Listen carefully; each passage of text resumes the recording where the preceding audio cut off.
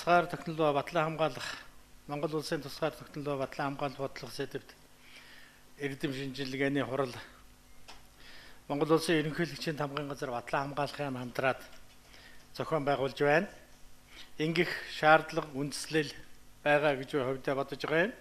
Ягаад өгөхтэй зэрэг Монгол улс төрийн батлан хамгаалах бодлогоо нэлээд зохицуулж, эмхэлж, журмалж батлан хамгаалах салбар зөвсгөгчний холбогдолтой хууль эрх зүйн баримт бичгийн сэргээн шинжилж бас нэг уур амьсгал оруулсан энэ үед одоо бидэнд байгаа хамгийн чухал зүйл бол тусгаар технологийн асуудлаа энэ хүрээндээ ярих ийм цаг үеийн болж өнөөдөр энэ эрдэм шинжилгээний хурлыг хийж байгаа юм байхаа гэж одоо би бодож байна. Ер нь бол Монгол улс төрийн цагттай цэргийн бодлого баримтлахыг эрмэлзэж ирсэн. За энэ улсын их хурлаар батлагдсан сүүлийн үеийн баримт бичгүүдийг Монгол улсын ерөнхийлөгч батлан хамгаалах салбар, батлан хамгаалах яаманд хүн тэтгэлтэйгээр хүлээлгэж өгнөлээ. Энэ бол одоо бас нэг энэ бодлого цэгцэлж эмх журамтай болсны нэг илэрэл байхаа гэж ингэж бодож байна. За ер нь Монгол улсын тусгаар тогтнол үндсэн аюулгүй байдалтай холбогдолтой асуудал бол Монгол улсын төр засгийн бодлого, манай батлан хамгаалах салбар, ерөнхийлөгчийн одоо хөргөлж хараа хяналтанд ор байдаг ийм асуудал. Энэ бол үргэлжил эгзэгтэй байдаг, үргэлжил тодотгол хийх шаардлагатай байдаг ийм бодлогоо гэж би ингэж боддог юм. За энэ жил одоо бид өнөөдөр энэ эрдэм шинжилгээний хурлыг хийж байгаа асуудал бол үндсний эрхчлөө тусгаар технологи бас сэргээн мандуулсны 105 жилийн хэдхэн хоногийн дараа болох гэж байна. Энэний босгон дээр одоо энэ асуудлаа хамтарч ярилцаж байгаа нь бас их зүйтэй бодлого юм болоо гэж ингэж бодож байна. За үндсэн аюулгүй байдлын тухай асуудлыг бол нэгэнт одоо энэ хүрээнд байгаа учраас бид тодорхой ойлголттой байгаа. Энэ асуудал бол өнөөгийн энэ одоо орчлон ертөнцид өдөр болгон өөрчлөгдөж байгаа асуудал гэж би хувьдаа боддог юм. Өнөөдөр нэг асуудал гарч байхад маргааш бол заашгүй дахиад нэг асуудал гарч байдаг. Ийм цаг үед бид амьдарч байна. Энэ бол тусгаар улс орны маань тусгаар тогтнолтой бас яхаарахгүй холбоотой ийм бодлогоо. За бид улс орныхаа тусгаар тогтнолыг хангах олон тусгаар тогтнол үндсэн аюулгүй байдлыг хангах ийм олон салбартай гэж хэлэхүү салаа ийм бодлогууд байдаг. Энэ бүхнийг одоо эмгцэгчтэй болгож нэг дөрөнд оруулсан явдал бол чухал асуудал болжээ гэж хувьдаа бодож байна. За ингээд манай үндсэн аюулгүй байдал бол тусгаар тогтнолын асуудал бол хамгийн түрүүнд бид одоо хоёр хөрштэйгөө гадаад хамтын ажиллагаатайгаа одоо холбож ингэж авч үзэж ярьдаг. Манай батлан хамгаалалт салбарын гадаад хамтын ажиллагаа бол нэлээд төлхөө хөгжсөн ийм хамтын ажиллагаа гэж би хувьдаа боддог юм. Энэ салбарт одоо та бүхэнтэй хамтарч ажиллаж байсны хувьд бол манай гадаад хамтын ажиллагаа бол нэлээд цогцорсон. Дайлангуй 2000-аад оны төвшөнд Монгол улсын төрийн бодлогын дагуу, төрийн цэргийн бодлогын дагуу бид олон улсын энхийг сахиулах ажиллагаанд оролцож эхэлсэн энэ явдал бол манай зөвшөөрөгчний нэр хүндийг өргөсөн, Монгол улсын нэр хүндийг олон улсад өргөсөн ийм чухал асуудал болсон. За тийм учраас гадаад хамтын ажиллагаа гэдэг бол Монгол улсын тусгаар тогтнол үндсэн аюулгүй байдалтай ихээхэн холбогдолтой ийм зүйлээ гэдгийг бол та бүхэн надаар хэлүүлдэггүй мэдэж байгаа. Тэнцвэртэй гадаад хамтын ажиллагаа явуулах энэ асуудал бол бас манай төрийн цэргийн бодлогын нэг үндэс нь болж өнөө хүртэл явж ирсэн. За энэ бүхний тухай өнөөдөр одоо бид манай энэ салбарын эрдэмтэн мэргэд тэ хамтарч санал бодлоо солилцож эрдэм шинжилгээний хурлаан явуулах нэ. За ингээд өнөөдрийн энэ эрдэм шинжилгээний хурлыг нээснийг зарлаж байна. За манай энэ эрдэм шинжилгээний хурал Монгол улсын ерөнхийлөгчийн тамгын газрын дарга баяр сайхан оролцож байгаа. За ингээд манай энэ эрдэм шинжилгээний хурлыг нээж үгүүлж өгнө үү гэж баяр сайхан даргаас хүсье. Монголчууд улс үндэстний эрх чөлөө тусгаар тогтнолоо сэргээсний түүхэд 105 жилийн ойд зориулан зохион байгуулж байгаа Монгол улсын тусгаар тогтнол ба батлан хамгаалах сэдвт эрдэмшилгээний багваралд хүрэлцэн ирсэн та бүхний амар мэндийг мэдчилье. Манай ард түмэнд өнгөрсөн 100 тохиосон хамгийн чухал үйл явдлын нэг бол эрх чөлөө тусгаар тогтнолоо сэргээсэн түүхэд үйл явдал бөгөөд энэ түүхэн үйл хэрэгт Монгол газар нутагт үе хүчтөрөн гарч байсан Монголын шилдэг эх оронч зоригтнуудын тэмцэл, монголчуудын улс үндэстнээ гэсэн алтан ургийн уламжилт хэрсүү бодлого онцгой түүхэн үүрэгтэй байсныг юуны өмнө тэмдэглэе. Үндэсний эрх чөлөө тусгаар тогтнолоо сэргээсний энэ түүх бол монголчууд бусдын хүч төрсөн төрөмгөлийн эсрэг бараг 300 дараалан төр улсынхаа уламжилт бодлого, газар нутаг, хүн ардаа өмгөөлөн тэмцэж ялан мандсан хамгийн урт баатарлаг тэмцэл гэдгийг түүх харуулж байдаг. Монголчуудын эрх чөлөө бие даасан байдлын амин сүнс болсон төр улсаа аюулгүй байлгаж асар их үн цаг хугацаагаар олдсон тусгаар тогтнол эрх чөлөөг хамгаалан батлан хамгаалах салбарын бие бүрэлдэхүүний хинтээч хязгаарч хуваалцшгүй ариун үүрэг юм. Монголчууд өдөгөөгөөс 105 жилийн тэртээ цагаагчинга хай жилийн өвлийн дунд сарын шөнийн 9-ний өдөр төр улсын бүх бодлого үйл ажиллагаагаа тусгаарлан сэргээсэн Азийн анхны улс болсон онцлогтой. Тэр түүхэн цаг үеэс хойш манай батлан хамгаалах бодлого Монгол төрийн байнгын түшиг соргог манаануулж үеийн үед энэ түүхэн үргэн амжилттай гүйцэтгэж ирсэн уламжлалтай бодлогын нэг байсаар иржээ. Өнөөдөр Монгол Улсын ерөнхийлөгчийн тамгын газар батлан хамгаалах яам хамтран зохион байгуулж байгаа тусгаар тогтнол ба батлан хамгаалах бодлого сэдвт эрдэмшилгээний баг хурлын зорилго бол туулж өнгөрүүлсэн түүхэн эргэн харах. Одоо болоод ирээдүйд Монгол Улсын тусгаар тогтнолыг эрхэмлэн авч явах гарц шийдлийн талаар эрдэмтэн судлаачдын саналыг өргөн олон түргэх их түүхээ хойш үедээ сурчлан таниулахад чиглэж байгаамаа. Энэ удаагийн эрдэмшилгээний баг хуралд судалгааны 3 үеийн төлөөлөл оролцож тусгаар тогтнолын ач холбогдолтын талаарх өн эртний түүхийн уламжлал, орчин үеийн хөгжлийн чиг хандлагыг ярилцсан хэлэлцэж байгаа нь онцлог болно. Мөн энэ хурал Монгол Улсын буурал түүхийн түмэн нугалаад эдрет үеэс өнөөгийн тусгаар тогтнолсон арчилсан эрх чөлөөд бүрэн эрхэт улс болж чадсан, цааш тусгаар тогтнолоо эрхэмлэн халбалж хөгжин сэсрэхэд батлан хамгаалахын бодлого, ач холбогдол гүйцэтгэх үүрэг, дэлхийн нийтийн жишг, хандлага зэрэг олон сонирхолтой сэдвээр үр дүнтэй ач холбогдолтой хэлцүүлэг болно гэдэгт итгэж байна.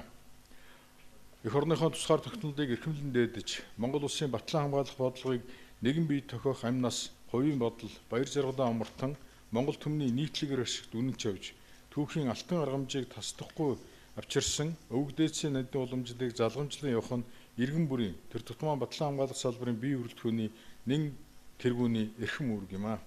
Монгол улс үндэсний эрх чөлөө тусгаар тогтнолоо сэргээсний түүхэд 105 жилийн ойг угтан зохион байгуулж байгаа Монгол улсын тусгаар тогтнол ба батлан хамгаалах удирдахт эрдэм шинжилгээний хурлыг нээгсдийн мэдэгдэе.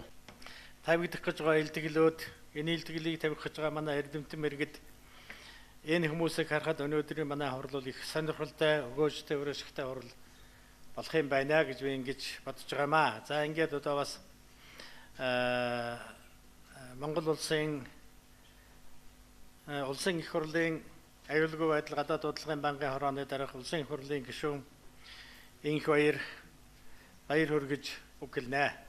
Өнөөдөр үндэсний эрх чөлөө тусгаар тогтнолоо сэргээ мандуулсны 105 жилийн ойд зориулан хийж буй Монгол Улсын тусгаар тогтнол ба батлан хамгаалах бодлого сэдвт эрдэмшилгээний баг хуралд оролцсон үг хэлэх болцоо олгосон талархал илэрхийлж байгаагаа илэрхийлье. Эрхэм хүндэт эрдэмтэн судлаачтай өнөөгөөс 105 жилийн өмнө Монгол турхтны тэргүүлэх, шилдэг эх орончид манлайлан өдөлж амжилтанд хүрсэн үндэсний эрх чөлөөний хувьсгалын үр дүнд Монгол түмэн харийн дарлалаас салж туург тусгаар улс орноо улс болон хөгжих хүн төрөлхтний зүй тогтолт хөгжлийн замд хөл нийлүүлэн явах бүрэн эрхээ олж явах их аян ихэлсэн билээ. Энэ хувьсгал Монголын ард түмэнд олон шин зүйл сайн сайхан боломжийг нээж өгсөний дотор хамгийн гол нь манж гүрний үед мартагдах шахсан төрч ёсны цэргийн уламжлал, цэрэг их оронч үзэлт сэргэн мандаж Монгол түмэн орчин үеийн цэрэг аримтаа болох эхлэл тавигдсан юм а. Эрхэм нөхдөө Монгол улсын хүрээлсэн аюулгүй байдлын орон зайд цэрэг улс төрийн эрс өөрчлөлтүүд гарч бүс нутгийн болон манай улсын үндэсний аюулгүй байдалд нөлөөлөх олон шинэ хүчин зүйл бий болсоор байна. Их гүрнүүд хоорондын харилцан ойлголцол нэмэгдэж, хамтран ажиллах, нийтийг хамарсан аюулын эсрэг нэгдэн тэмцэхийг эрмэлзэх болсноор бүх нийтийн болон цөмийн дайны аюулыг сэрэмжлэн хойшлуулсан билээ. Үүний зэрэгцээ сүүлийн жилүүдэд Америк нэгдсэн улс, НАТОгийн орнууд болон Оросын холбооны улсын хооронд зөрчил сөргөлдөөн хурцлах шинжтэй болж, үүнтэй уялдаатайгаар Оросын холбооны улс бүгдээрээ хятад улсын батлан хамгаалал салбарын хамтын ажиллагаа ойртон нэгтрэх болсон нь манай орныг хүрээлсэн аюулгүй байдал, геополитикийн орон зай, орчинд хүчтэй өөрчлөлт гаргахад хүргэж болсошгүй улам ойлгогдох боллоо. Энэ шинэ нөхцөл байдал нь улс төрийн аржилсан тогтолцоог гүнзгийрүүлэн, зах зээлийн эдийн засгийн харилцааг бүрдүүлэн хөгжүүлэхийн зэрэгцээгээр шинээр бий болсон аюулгүй байдлын гадаад дотоод орчин тохирсон төрийн цэргийн бодлогыг оновчтой тодорхойлон, батлан хамгаалах нэгдмэл тогтолцоогоо бэхжүүлэх, төрийн цэргийн байгууллагуудын үүрэг гүйцэтгэх, бэлтгэлжилтийг орчин үеийн шаардлагад нийцүүлэн сайжруулах зэрэг олон чухал зорилтыг бидний өмнө дэвшүүлэн тавьж байна. Эдгээр зорилтыг хэрэгжүүлэхэд манай орны цэргийн эрдэмтэн, судлаачдын зэрэгцээ бүх салбарын мэргэжлийн хүмүүсийн санаа бодол, дүгнэлт, зөвлөмж ихээхэн ач холбогдолтой юм. Энэ үүднээс навч үзвэл өнөөдрийн баг хурдан цаг үеэ олсон чухал үйл явдал болж байгааг онцлон тэмдэглэхийг хүсэж байна. Тус хурлын зорилго нь улс орны аюулгүй байдал, гадаад харилцаа, батлан хамгаалах салбарт ажилладаг эрдэмтэн, судлаачид, мэргэжилтүүд нэг танхимд уулзан ярилцаж, тэртээ 105 жилийн өмнө болсон үндэсний эрх чөлөөний хувьсгалын учир шалтгаан, мөн чанар, үр дүнг, өнөөгийн олон улсын цэрэг улс төрийн нөхцөл байдал, тулгарч буй сорилт, тулгамдсан чухал асуудлуудтай холбон авч үзэж, санаа бодлоо чөлөөтэй солилцох, улмаар төрийн батлан хамгаалах бодлогыг боловсронгуйлахад тусдын болохуйц шин санаа, үзэл бодлыг дэвшүүлэн тавих, үүний үр дүнд төр засгийн удирдлагад танилцуулах, шинжлэх ухааны үндэслэлтэй санал зөвлөмж боловсруулахад орших байх гэж бодож байна. Эрхэм мөндөд эрдэмтэн судлаачтай миний бие улсын их хурлын аюулгүй байдал гадаад бодлогын байнгын орооны даргын хувьд төрийн батлан хамгаалах бодлого, түүний дотор төрийн цэргийн байгууллагууд болох зэвсэг хүчин, хэлийн цэрэг, онцгой байдлын ерөнхий газрын үйл ажиллагааны шинжлэх ухааны үндэслэлийг сайжруулах, зорилго бүхий аливаа санал салаачлагыг байнга дэмжин ажиллахыг эрмэлзэж байдгаа дархим дэлхийг хүсэж байна. Ингээд энэ хуралд оролцохоор хүрэлцэн ирсэн манай тэргүүлэх эрдэмтэн, судлаачид, мэргэжилтэн та бүхэнд дахин чин сэтгэлийн талархал илэрхийлье. Та бүхнийг хурлаар хэлж буй асуудал тусдаа хандан анхаарал татсан чухал илтгэлүүд тавьж, үнэтэй дүгнэлт, шин санаануудыг дэвшүүлнэ гэдэгт итгэлтэй байна. Төгсгөлд нь энэ хурлыг зохион байгуулж байгаа Монгол улсын ерөнхийлөгчийн тамган газар, үндэсний батлан хамгаалах их сургууль болон манай улсын аюулгүй байдал, батлан хамгаалах салбарын эрдэмтэн, судлаач та бүхэнд талархал илэрхийлж, улс их орноо гэсэн сайхан сэтгэл, хичээл зүтгэлтэй нь үргэлж амжилттай байхыг өлзийтэй өрөөлийг өргөн дэвшүүлье. Монгол төрийн сүл тиймэр үрд мандан бадрага анхаарал тавьсанд баярлалаа.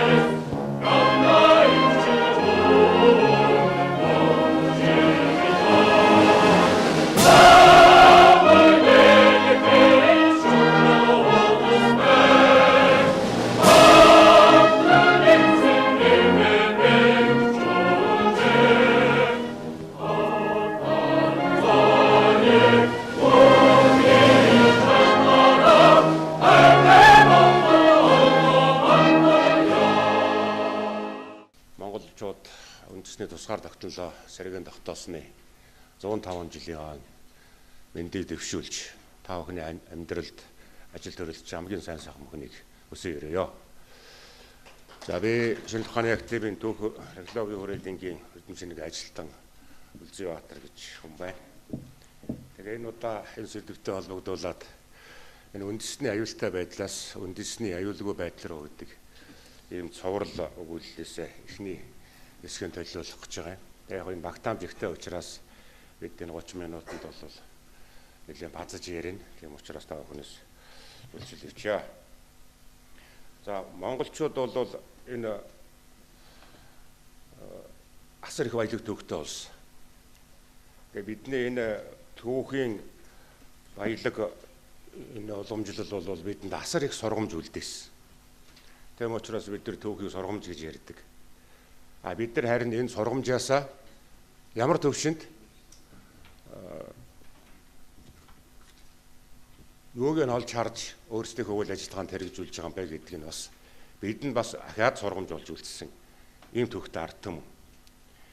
Тэр монголчууд зөвхөн монголчуудынхаа одоо амьдран байгаа газар нутгийн хэмжээнд түүхийг бүтээсэнгүй. Бид дэлхийн энгээр түүхийг бүтээж гисэн улс байж байгаа. Тийм учраас Монголын түүхийг ярихад Евразийн түүх тэр чигээр далайн орнуудын түүх яригддаг ийм асар баялаг түүхтэй байна.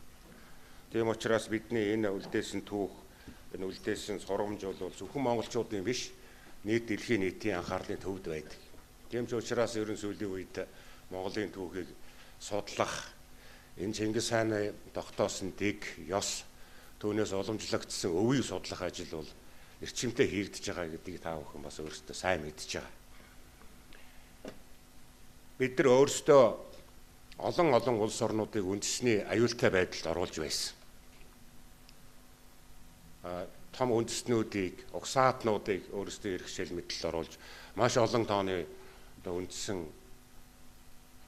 өөрчлөлтүүдийг хийж явсан ийм ард түмэн. Тэгэхээр би энэ удаагийн илтгэлдээ монголчууд өөрсдөө хизээ хэрхэн үндэсний аюултай байдалд орсон юм бэ? Түүний үе шат нь юу, гол шалтгаан нь юунд байсан? Түүний үр дагавар нь юу байсан? Тэр үндэсний аюултай байдлаас гарахын төлөө бид нар хэрхэн тэмцсэн? Тэр ямар үе шатыг давж туулсан гэсэн зүйл дээр та бүхний анхаарлыг хандуулах гэсэн юм аа. За тэгэхээр манай үндэсний аюулгүй байдлын хууль, үндэсний аюулгүй байдлын үзэл баримтлалд энэ үндэсний аюулгүй байдал гэж юу вэ? Язгуур эрх ашиг гэж юу вэ гэдгийг маш сайхан тодорхойлсон. Одоо эндээс бол бид нар өнөөс өөр нухагтан олж харахгүй байна. Тэгэхээр энэ үндэсний аюулгүй байдлын үзэл баримтлалын хүрээнд, үндэсний аюулгүй байдлын хуулийн хүрээнд бидний өнгөрсөн түүхэнд энэ үйл явц хэрхэн өрнөсөн? Яг энэ язгуур арх ашиг хэрхэн алдагдсан? Тэр язгуур эрх ашиг алдагдаад бид нар үндэсний аюултай байдалд ороход ямар үр дагавар учруулсан бэ гэдэг дээр эхлээд хэдэн зүйл хэлэх гэж байгаамаа. Тэгэхээр ямар нөхцөлд үндэсний аюултай байдал үүсэх юм бэ гэсэн нэг асуудал байна. Үндэсний аюултай байдал дотоодд үүснэ, гадаадд үүснэ гэдгийг бид сайн мэднэ. Тэгэхээр энд бол бид нар хамгийн гол нь дотоод зөрчил.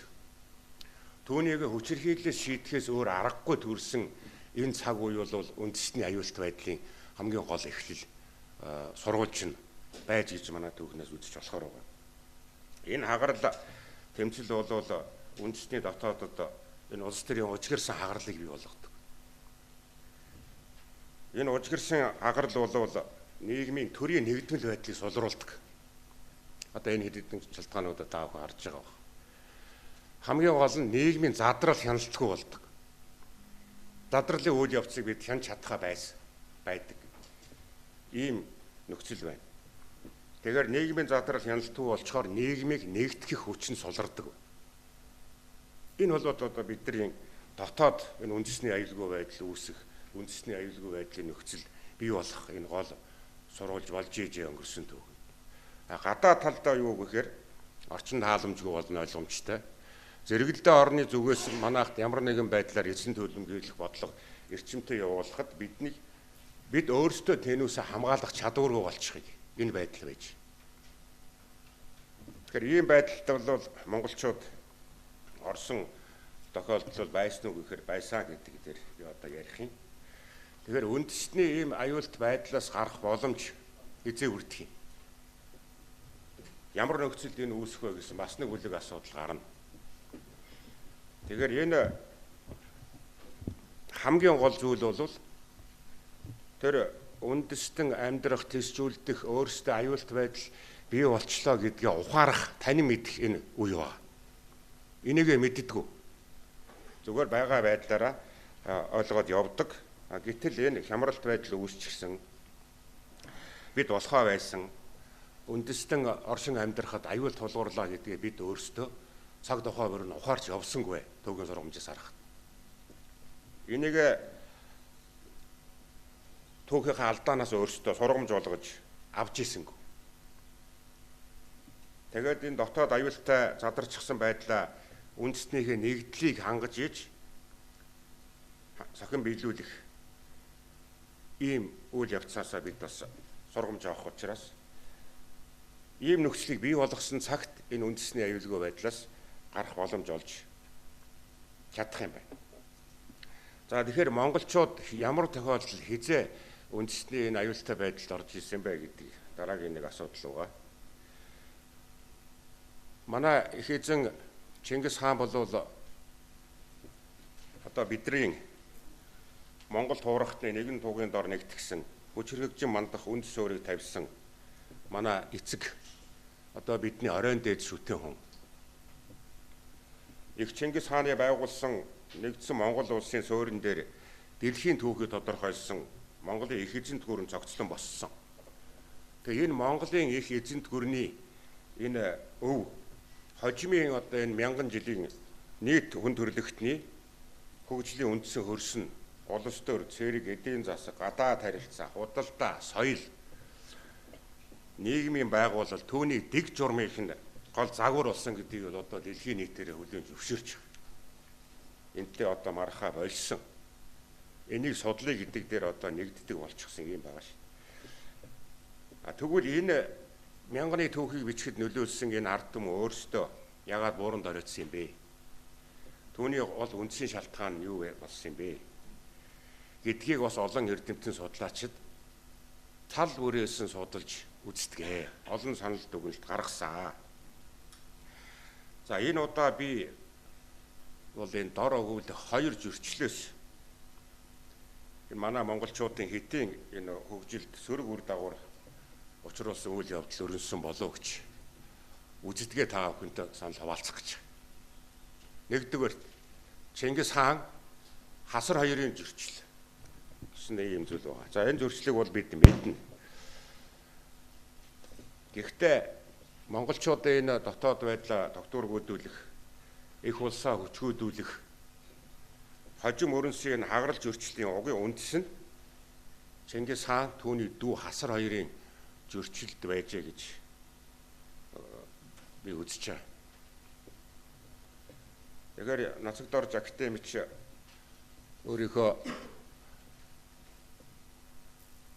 Чингис хааны цадиг гэсэн номонд ийм өгүүлбэр бичсэн байгаа юм л та. Би олон зүйлийг энд базж яриад явах талж. Ерөөсөө 1206 онд их Монгол улс байгуулагдсны дараагаас Чингис хааныг их хааны эрх мэдлийг эсэргүүцсэн явуулга явуулж исэн гэж. Энэ явуулгын толгойлогч нь бэлгүүтэй хасар хоёр байсан гэж утсан байна. Тэгэхээр энд нэгдсэн Монгол их улс байгуулахаас өмнө тэр Алтан хуучир нэгүн за тэгээд Жамуух эднэрийн тэмцэл бол өөр хэрэг байна. Гэтэл тэмцэлтэй ялагдаад тэгээд их хаан Чингис хаан улсаа байгуулсан. Нэгдсэн улс байгуулагдсны дараа Монгол улс Монгол туурхтын нэгдсэний дараа энэ хоёрын зөрчил эвлэршгүй болсон, ужигэрсэн. Тэгэхээр юунаас болж энэ үйл явдал үүсчих вэ гэхээр та бүхэн уус товчоноос бусад сурвалжаас олонтаа үзэж сонссон байгаа. Гол нь бол энэ алтан ураг буюу Чингис хааны үр сад зөвхөн Чингис хааны үр сад их Монголын хаан сэнтид үе улран заламжилна гэсэн энэ яс хуйчлагдсан.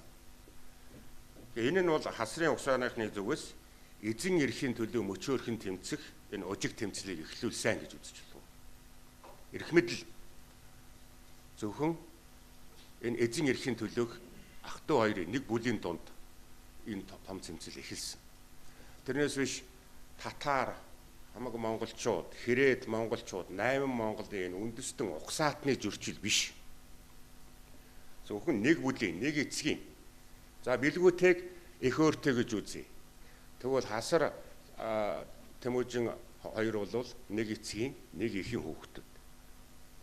Нэг зорилготой тэмцэж яваад их улс байгуулсны дараа энэ ужиг тэмцлийг эхлүүлсэн гэж. Энэ тэмцлийг 400 гаруй жил үргэлжилсэн гэж үзэж болохоор энэ хоёрын зөрчил 400 гаруй жил үргэлжилсэн. Энэ тэмцэл бол бидний түүхэнд их уршиг төмөр үлдээсэн. Хэдтэй монголчуудын үндэсний аюулгүй байдал алдагдах, үндэсний аюултай байдалд орох энэ нөхцөлийн нэг гол үндсэн шалтгаан байжээ гэж үзэж байна. Энэ урхагтай энэ зөрчлийн нөлөө сүүдэр нь бас өнөөхөр арилаагүй байгаа. Жишээ нь бол одоо монголчуудын донд баруун Монгол, зүүн Монголоор талцах ийм үзэгдэл явсаар байгаа. Энийг та бүхэн бол сайн мэднэ. Тийм учраас энэ түүхийнхэн том дэвсгэр дээр хараад энэ мэд нэгдвэл үндэстний доторх жижиг талцлыг цаг тухай бүрэн газар ахуулахгүй зогсоож явах шаардлагатай нь бол одоо ил болчиход байна. За хоёрдугаар зөрчил бол үүнээс үүдсэн Чингис хаан түүний өр садын зөрчил. Энэ бол их улс хямрах, эв нэгдэл алдах, төрийн нэгдсэн удирдлага сулрах гол шалтгаан бол энэ их дөрвөн хүүгийн хоорондын хагарал. За их дөрвөн хүү гэдгийг бол та бүхэн сайн мэдж байгаа.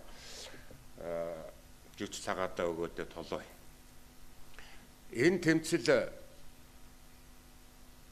жүч толын талынхны ялалтаар төгссөнийг та мэднэ шүү дээ. Тэгээ энэ толын ухан ялаад толын ухсаа Монголын хаан төрийг заламжлах болтол зөрчил дуусна уу гэтэл бас зөрчил дуусаагүй. Шинэ зөрчил эхэлсэн. Энэ зөрчил бол ариг бүх Ховлын хоёрын зөрчил байна. Ариг бүх Ховлын хоёрын энэ зөрчил бол Монголын түүхэнд асар их хор хөнөөл авчирсан.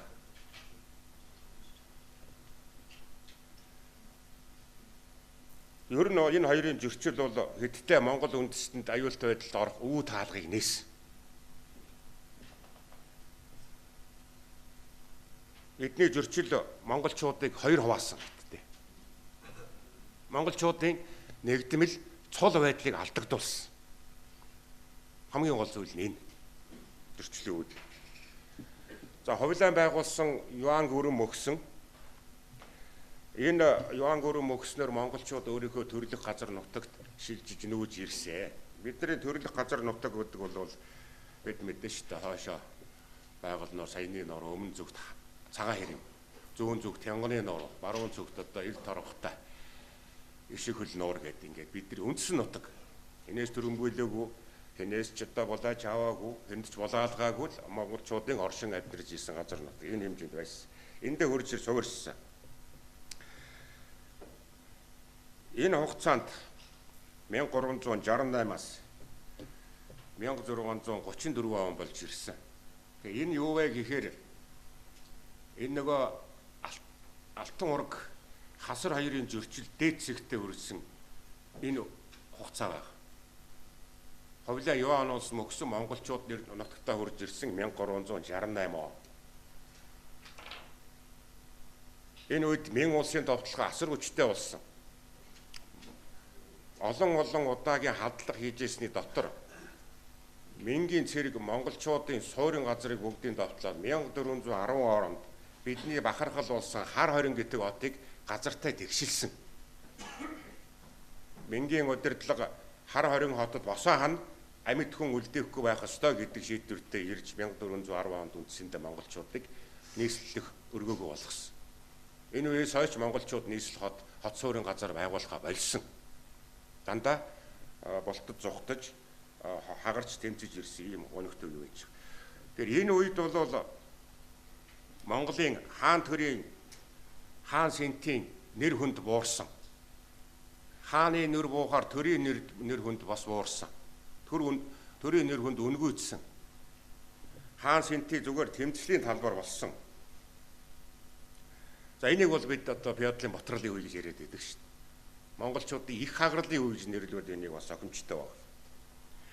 1634 онд Лэгдэн хаан асуурснаар Монголын төрийн нэгдсэн байдал бүрэн мөсөн алдагдсан.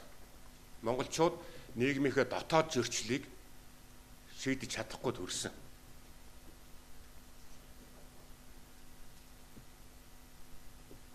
Тэгээд хөрш манж болон Мин улсын төрөмгийллээс өөрсдөө хамгаалах чадваргүй болж эхэлсэн. Дотоод чадвар суларсан. За энэ үеийн гол сургамж нь бол одоо биднэрт юу харуулад байна гэхээр монголчууд яг энэ үед дотоодынхоо тэмцлийг гадны оролцоотойгоор шийдвэрлэх гэж оролцсон. Тэгээ энэ оролдлого нь бол монголчуудын хувьд алдаа болсон. Тухайн үед монголчуудын энэ бие даасан эрх мэдэл бүхий хүчирхийг феодлууд өрсөлдөчөө унахын тулд манжинартай, мэн улстай сүлбэлд нь найралтсан. Энэ бол их том сургамж юм байна. Тухайн үедээ өөрсдийнхөө ашиг завшааныг олж байсан. Гэхдээ тэднийхний одоо харийнхны урдаас нарийн төлөвлөж гисэн арга мэхэнд нь өөрсдөө орооцолдож гарч чадахгүй унсаа. Энэ 1468-аас 1630-аад оны үед энэ хооронд ийм сургамж үлдээсэн ба монголчууд. Манжнаар бол хэрэг дээрээ монголчуудыг монголоор нь даруулах энэ ажлын чадварлаг зохион байгуулаад хэрэгжүүлчихсэн. Хэрэгшээлд оруулсан. Тэгээ үүгээр манай үндэсний аюулт байдлын үе эхэлж байгаа. Энэ 1336-аас 11 он. Одоо бид нэг манжин хэрэгшээлд байсан он цагууд гэж ярьдаг. Энэ нэг үе, нэг аюулт байдал орсон энэ үе. Тэгэхээр бид бол гол шалтгаан нь өөрсдөө дотоод нэгдлийг хангаж чадаагүй. Дотроо ив ие олоогүй учраас 1636 онд өмнөд хэсгээ, 1691 он төв хэсгээ, 1755-аас 58 онд баруун хэсгээ. Тэгээд нийт Монголыг 120 гаруй жилийн хугацаанд манжуудад алдцаа. Тэгэхээр яг энэ үед бол нөгөө бидний дээр хэлсэн тэр алтан ураг хасар хоёрын зөрчил нэг хэсэг намхарсан. Тэр нэг том зөрчил алга болсон. Яагаад тэгэхээр том зөрчлийн гол шалтгаан нь хаан синти, эрх мэдлийн синти байсан. 1636-аас 1368-аас 1636 оны хугацаанд ч одоо нөгөө хасрынхан хүртэл барьсан шүү дээ. Алтан ургийн одоо олон түүхийг бид мэднэ. Баян мөнх болох жонон түүх, Мандхай хаатан, Батмөх, за тэгэл Галдан, Занбаазар гэх энэ бүгд зүлжилсэн түүхүүд бий. Энэ хооронд хасрын угсаанаас төр барьсан. Нэг алтан ургийн зарчим алдагдсан. Нэгдсэн төр байхгүй учраас юу л юу хийгдсэн үе байгаа шүү дээ. Тэгээ энэ том зөрчил жижиг зөрчил болоод үндэсний дотоодод орчихсон. Одоо түрүү миний хэлсэн нэг баруун зүүн аймгийнхны ялгаа гэдэг шиг баруун зүүнээр хуваагдах энэ зөрчил рүү шингээд үндэсний дотоодод нь орцсон. Ил алга болсон. Тэгээ монголчуудыг энэ үед нэгтгэж ийсэн хаан ширээ, хааны нэр хүнд, хаан суудлал байхгүй болчоор монголчуудыг нэгтгэх зүйл байхгүй болсон. Харин энийг нэгтгэх зүйл болгож гарч ирж авсан зүйл бол шашин. Төвдийн шашин, одоо ламын шашин. Ламын шашин Монгол даяар түгэн тэгсэн явдал бол хожим монголчууд нэгдмэл болж босч ирэх гол шалтгаан нөхцөл болсон. Бид нэг том алдаатай бодолд одоо хүртэл яваал идэг. Монголчуудыг хүчийн доройтуулах, сулруулах, багасгахын тулд манжнаар мэн улсынхан энэ ламын шашны монголчуудад оруулж нэвтрүүлжээ. Тэгээд нөгөө зориг баатарлаг монголчуудыг зориг нь мохоожээ гэдэг. Энэ биш ээ. Бид өөрсдөө оюун санааны нэгдлээ хангах, өөрсдийнхөө нийт үндэсний нэгдлийг хангахын тулд монголчууд өөрсдөө санаачилж шашныг залж ирсэн. Болно. Тэгэхээр ягаад тэгэхээр бүр одоо энэ чинь ховлаагаас хойш эхэлсэн Монголын төрийн одоо Юан улсын төрийн дотоодод суурьшуулах гэсэн хэд хүнд сурталт хятадын одоо энэ төшөмдийн бодлого, Монгол төшөмдийн хоорондын бодлого маш олон зуун жил зөрчилтэй явж ирсэн. Энэ хамгийн хүчтэй илэрлэл нь Тогоон Төмөр хааны үед болж илэн шүү дээ. Тогоон Төмөр хааны одоо хатан Хванжиг Солонгос хүн баг. Энэ хүн бол хүнзийн сурталыг Монголын төр нэвтрүүлэхэд асар их зүйл хийсэн. Гэтэл Тогоон Төмөр хаан бол энэ суртлын эсрэг Монголын бие даасан шашныг өөрийн бий болгохын тулд энэ төвдөө шашин залж исэн ихний түүх нь эндээс эхэлдэг. Багбаламын түүхтэй холбоотой. Багбалам сайн ч юм хийсэн, муу ч юм хийсэн гэлээ Монголд энэ күнзийн суртлаас өмнө зүгийн энэ хэд ноёлсон суртлаас ангид байх энэ боломжийг бол монголчууд олгуулсан. Энэ гол юм байна. Энийг хоёр дахь удаага энэ задарсан үедээ монголчууд олж авсан. Хожим нь энэ 1911 онд Богд хааны нэрийн дор орж ирнэхээс богдын нэрхээс илүү шашны далбаа тэр шашны дор нэгдсэн үндэсний нэгдэл бол монголчуудыг 11 онд хамт нэгдэх нэг хүч болоход гол нөлөө үзүүлчихсэн. Тэгэхээр энэ үндэсний аюулт байдалд орсны үр дагавар юу вэ гэдэг одоо та бүхэн мэднэ. Нэг иймэрхүү зүйлүүд байгаа. түр улс алга болцсон, нийгмийн байдал алдагдсан, цэргийн бодлого, хүч чадал суурсан. Тэр үндэсний адил шил алга болж эхэлсэн хамгийн гол. Тэр ондоо шил бий болсон. Identity өөрчлөгдсөн манай яг энэ үеэс. Бид хоорондоо жижиг ястан үндэснээрээ одоо талцдаг. Маш жин жалгын одоо нөгөө бидний өнөөдөр үзэл гэж яриад байдаг шин. Жижиг ярих ашгуудад хаваагд задарч эхэлсэн. Олон ийм сөрөг үр дагавар бий болсон. Энэ үед л манай нэг үндэсний удмын санд ус зарим аюул учирч эхэлсэн. Уусах, хүн ам цөөрөх, хөгжихгүй болох. За тэгээ хөгжлөөс эдийн засаг хоцорох ингээ олон зүйл задраад ирвэл цаашаа зөндөө юм бэ л те. Ийм үр дагавартай учирсаа энийг бид нар үндэсний аюултай байдал орсон үе, нэгдүгээр үе гэж үзэж байна. За энэ байдлаас гарахыг яаж оролцсон юм бэ гэдэг. Тэгэхээр энэ үндэсний аюултай байдлаас гарах энээс ангижрахыг монголчууд бол ингээд хичээгээд эвлсэн. Нэгдүгээр үе нь тэр 1895-аас 11 оны үе байгаа. Тэгэхээр энэ үед юу вэ гэхээр яагаад зүйл ихээр монголчууд манж нартай нийлж үндсэндээ Мин улсыг унагсан. Та бүхэнийг сайн мэд. Манж нар монголчуудтай холбоотон болж иж Мин улсыг өвөө болгох чадсан. Нэг жилийн дотор 1644 онд хятад тэр чигээр нийтлсэн. Монголтой харин 120 жил зууралдан байлцсан.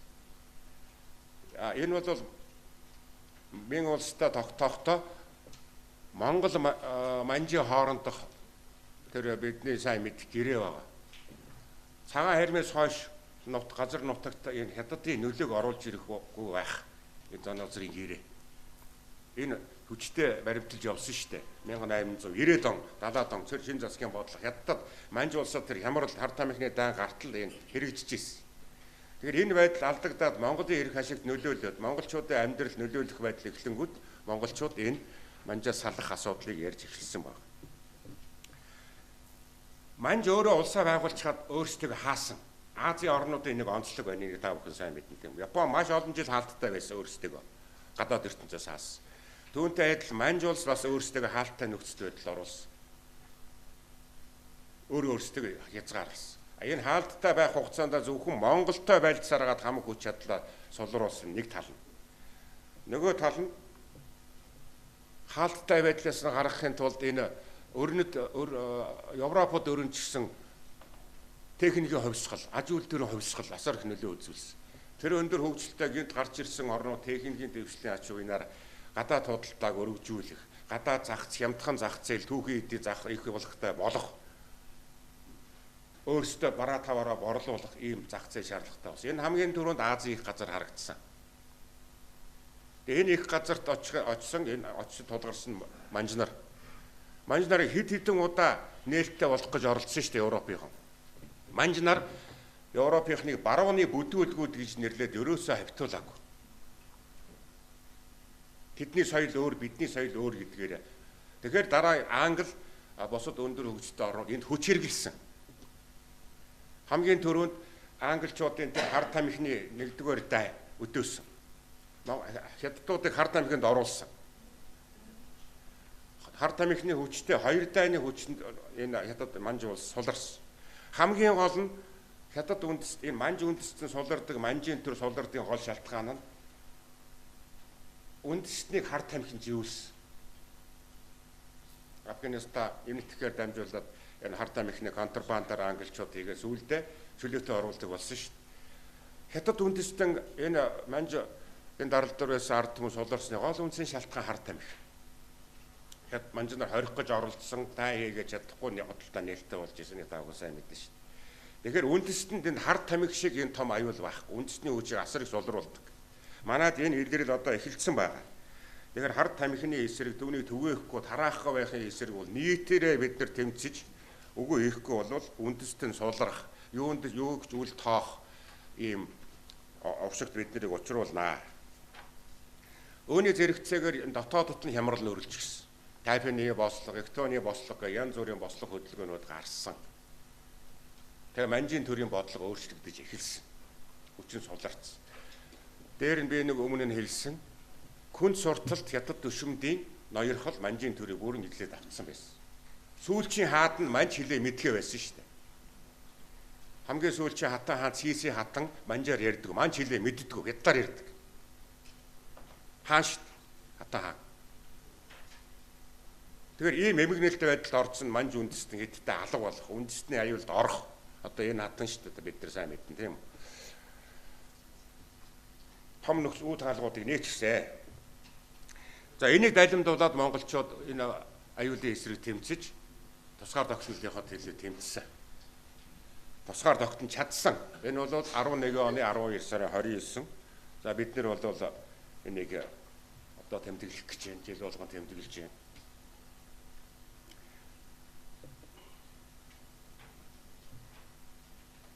$1901 оны 1-р сараас манж нар шин засгийн бодлого гэдэг энэ барууны орнуудад шахуулсан тэдний одоо эвэлдор хийгдсэн ийм шинэ бодлого хийх болсон юм.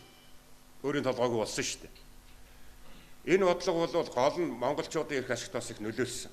Яг нь энэ шинэ засгийн бодлого дотор бол тухайн манжийг сэргээх сайхан санаануудын бодлогод байгаа. Реформ шинжиллийн бодлого үйл ажиллагаа явуулсан. Монголд бол тэр маш олон тооны хүмүүсийг авчрах, тэр монголчуудыг тариаланд умбуулах, хятад иргэдийг суурьшуулахын бодлого явуулсан монголчуудад таалагдав. Энэ шинэ засгийн бодлогоо явуулаад цагаан хэрмийн дараа ард газрууд явуулсан учраас монголчуудын энэ үндэсний эрх чөлөөний төлөө хөдөлгөөний санаа сэтэл сэрдсэн. Нийтээр одоо энэ эсрэг тэмцэхийн бодол санаа суудсан. Энийг бол богд оройлж удирдсан. Богдын одоо үзэл тэр шашны далбаан дор монголчууд нэгдсэн. Урд нь бид хаан эзний нэрийн дор нэгдмэл байдлаа хангадаг байсан бол хоёр дахь удаа одоо тусгаар тогтнолоо олохын төлөө энэ тэмцэхдээ шашны далбаан дор энэ нэгдлийг хангасан. За дараагийнх нь энэ нэг оролцсон үе бол 1911-ээс 19 оныг анхаарлаа хандуулах гэж байгаа. Энэ бол үндэсний аюултай байдал орсон 2 дугаар үе. За энэ 11-ээс 19 оны хооронд энэ бид нар үндэсний аюултай байдлаасаа гараад өөрийнхөө үндэсний аюулгүй байдлыг тогтоохын төлөө тэмцэлд орсон. Гэтэл энэ маань бас маш олон саад бэрхшээлтэй тулгарсан. За энд би хэдэн гол зүйлийн зүгээр хэлчихье. Энэ Орос Японы нууц конвенц 12 оны. Тэгэхээр энэ конвенц бол монголчуудыг хуваасан. Орос Япон хоёр. Ар өөр Монголын эрх ашигын нөлөөний бүс хуваасан. Өөр Монголыг Бээжингийн уртрагаар хоёр хэсэг хувааж нөгөө нөлөөний хүрээнд авсан. Хожим 1930-аад онд нөгөө Япончууд Манжуураа улсыг байгуулад ингээд тийм нөлөөний хүрээг тогтоосон үйл явдал энтэй л холбогдоо явдаг шүү. Энэ гэрээ хүчинтэй 1945 оны хүртэл. Хаан Торос энэ Оросын бодлого, Японы бодлого бол ер нь 20 дугаар зууны эхний хагаст ер нь дандаа өөрчлөгдөхгүй уламжлагдал яваад ирсэн нэг тийм том онцлог байдаг. Дараа нь энэ Хаан Торос Монголын хилцээр байгаа 12 оны 11 сард болсон. Эвгээр бол монголчууд Монгол одоо өнөөгийн байгаа бидний монголч юуны Оросын нөлөөнд орчихсон. Үндсэндээ Коростовцын байгуулсан гэрээ байдаг шүү дээ. Одоо бид нар дармны сэргөөцөө яриад Коростовцын хөшөөг барьлаа буулга одоо болигээд ийсэн ч өнтэй холбоотой. Бүрэн эдийн засгийн нөлөөнд нь монголчууд орчихсон Оросын. Гэхдээ энэ нь бол хэдтэй Монголд сайн талыг авчирсан. Тухайн үед хүнд байдал оруулж исэн ч гэсэн энэ үед бол Хаан Торсын тал Монголыг де факто хүлээн зөвшөөрж байгаа. Зөвхөн энэ үйл явдал нь монголчуудыг тайвшруулсан. Оростой дайсагнахгүй аяын дагахыг одоо зөвшөөрүүлсэн байгаа. За энэ үед энэ өөр Монголд хийж исэн юуг манай монголчуудын цэргийн үйл ажиллагаа зогсоосон. Бид үндсэндээ цагаан харим 5 замаар цэрэг оруулж хаад өөр Монголыг нэгдэх оролдог амжилттай явж исэн шүү дээ.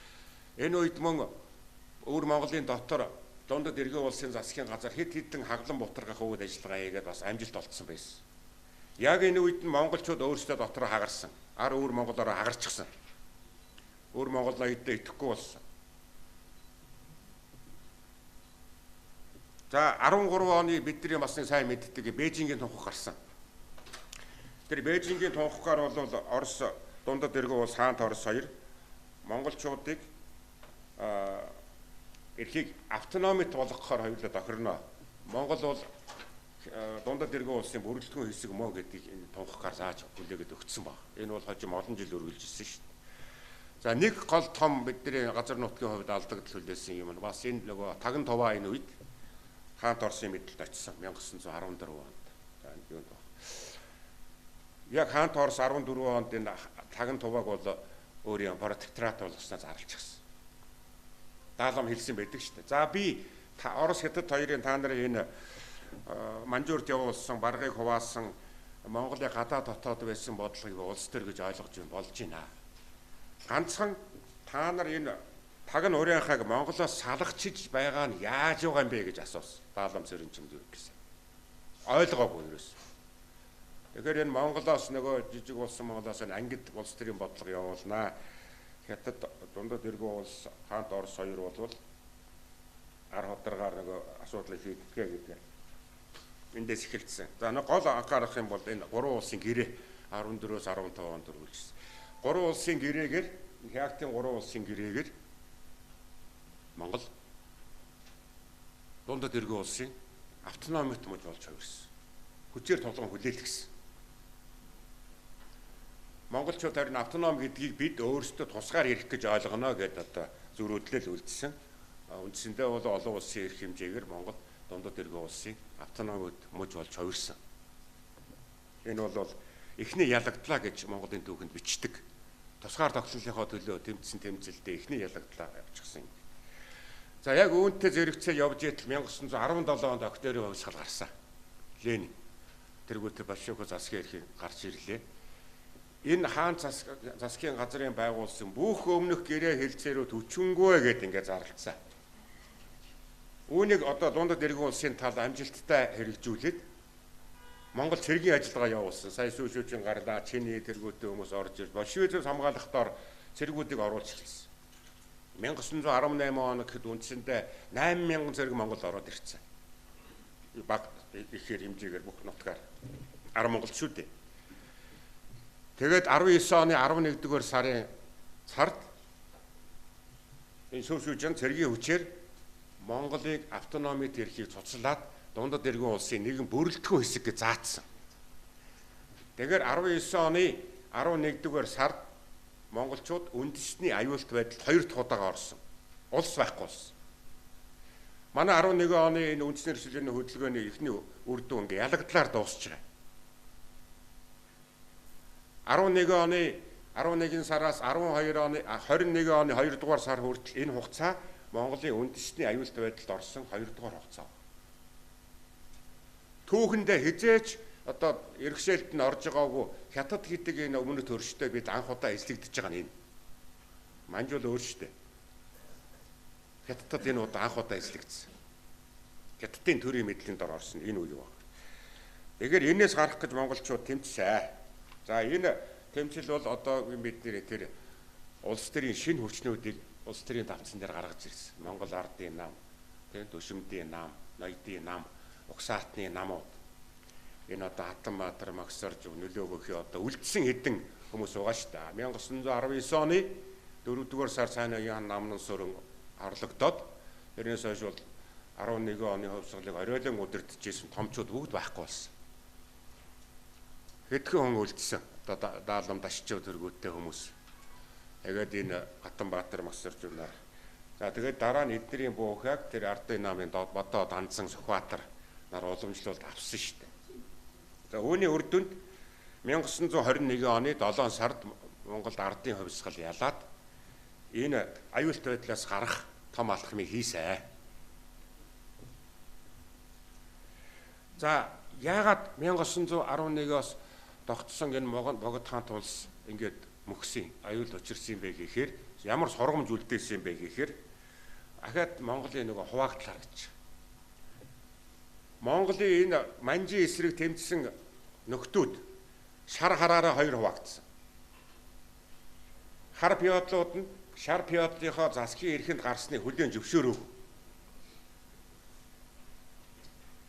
Энийг том зөрчлөө та нар хараад байгаа бох тийм Алтан уургийн зөрчил, Хасар Чингис хааны уургийн зөрчил. Одоо энэ үе дотор хар шар пиотл 2 хуваагдаад байгаа юм дандаа.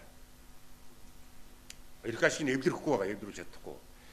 Яхаараа шар пиотлууд биднийг удирддаг юм бэ гэж шар пиотл мөчөр өгсөн багш. Магсар урцын номонд тодорхой бичсэн баг. Шанзуи яамны хаалгач нь тайж язгууртыг тоохоо байлаа гэж одоо ингээд бачимдсан гэдэг юм байж байгаа шүү дээ. Тэгээ хоорондоо хагараад энэ хагарлыг энэ хятадын тал маш сайн ашигласан дуан цийжүүд тэргүүтэй хүмүүс бүгдийг сайн мэдчихсэн. Хооронд нь хагаралт болсон. Дээр нь энэ ноёдон дотор угсаа гаралтай чи харц язгууртай гэдгээр бас 2 хуваагдсан. Хагардсан. Дараагийн бас том хагарал нь ар үүр монголчуудын хагарал. 1914 он гэхэд аль хэдийн нөгөө Удааван хайсан байсангаа бандтаа төөгөө явуулсан шүү дээ гэж. Тэгж хөөгдөж явсан энэ эрхчлөөний удирдагч нарыг Бээжинд маш сайхан хүлээж авсан. Олон мянган долларын цалин өгсөн, Бээжинд орон сууц өгсөн удаагч нар, хайсангч нар хоёуланг нь хөндөв. Энэ нь монголчуудыг урагшаа нөгөө өвөр монголчуудыг Бээжингийн талд ороход том нөлөө үзүүлчихсэн. Монголчууд энд хагараад үлдсэн. Тэгээ үр дүн нь 19 он шүүжин орж ирээд манай тусгаар тогтонд өвгөөс явдал баг. Сургамж. Тэгээ үүний дараа тэр 3 дугаар үе эхэлж байгаа тэр үндэсний аюулт байдлыг орсон. Энэ гарахаас оролцсон. Энэ бол 21 оны 7 сараас 24 оны 5 сар 24 оны 5 сар гэсэн юм би цаг хугацаа тавиад байна. Энэ хэдхэн жилийн хугацаа.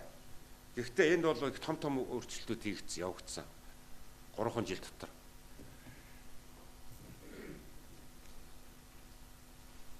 Энэ монголчууд үндэсний аюулгүй байдлаа хангах гол тулгуур бол зөвлөлт Орос улс гэж монголчууд энэ үед үзсэн баг.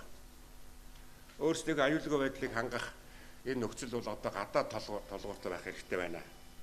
Дотоод зөрчил олон юм шийдэгдээд байна. Тэгээ зөвлөлт Орос улстай ойртон хамтран ажиллах гол тактик барьсан үндэсний аюулгүй байдлыг тогтоохын тулд.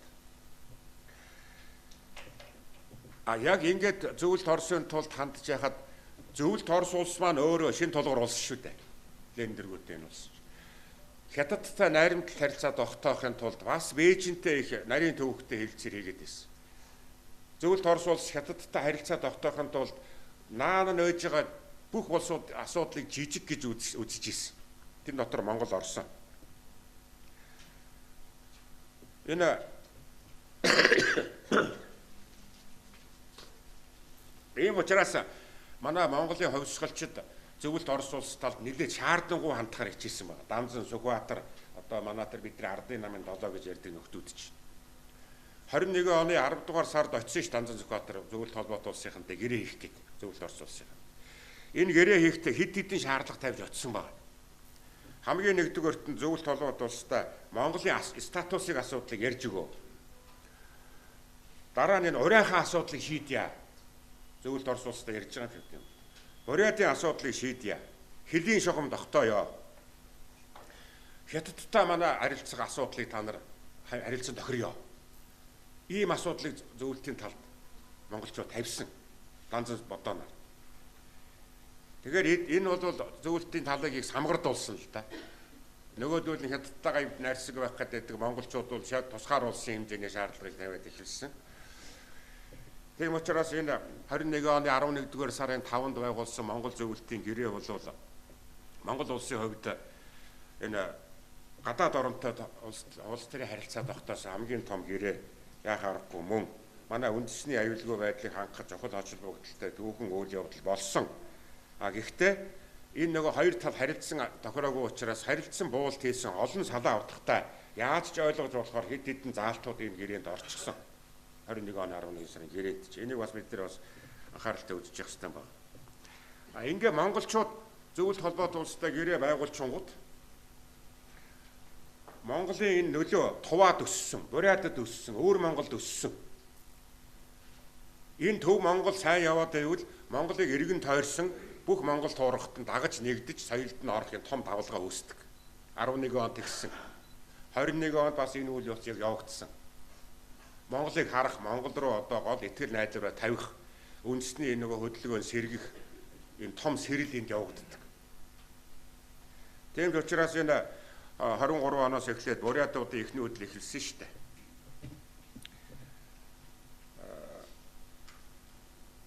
За бас энд үед нэг том юм тохиолдсон зайлшгүй бас хэлчих зүйл бол энэ 23 оны намар Москвад Чичерэн, Троцкий, Чанкашинаар уулзсан байна. Энэ уулзалтан дээр бол Троцкий Чичерин нар хэлсэн Монголын асуудлыг статусыг ярьсан тусгай тогтолцооны асуудлыг. Чанкаши энийг улаарын эсрэг үзсэн. Хизээч тийм юм байхгүй. Энэ асуудлаас болж одоо тэр хятадын төвөгч зөвлөлтийн төвөгчнөр зарим бичээд байна. Яг энэ асуудлаас болж тэр тухайн үед Орос зөвлөлт холбоот улс Чанкаши хоёр харилцаа муутсан гэж. Тэгэхээр хятадын хувьд Монголын асуудалд ийм том юм байгаад байна.